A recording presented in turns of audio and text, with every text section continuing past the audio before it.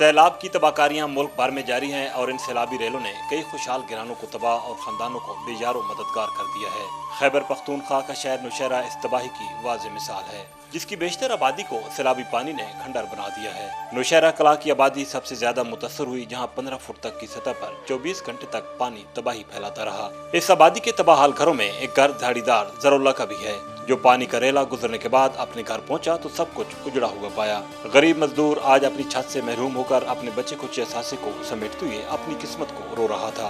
ये सारा घर में खत्म है और सामान सारे भी खत्म है, ये 2-3 तोले खाली भी खत्म है।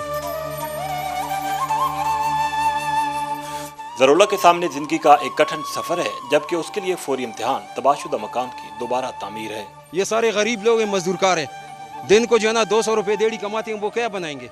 इस गरीब खानदान की जमा पूंजी भी सैलाब की नजर हुई, जबकि सैलाब से बची कुछ चीजें गुजरी तबाही की दास्तान पेश कर रही थी।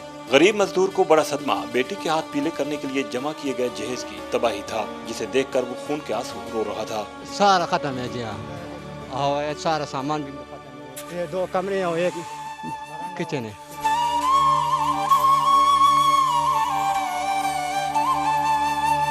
न जाने जरोला जैसे और कितने हजारों खानदान हैं जिनके बरसों में बनाए गए घरौंदे देखते ही देखते मलबे का ढेर बन गए और हंसती बसती खुशियों की जगह मातम ने ली।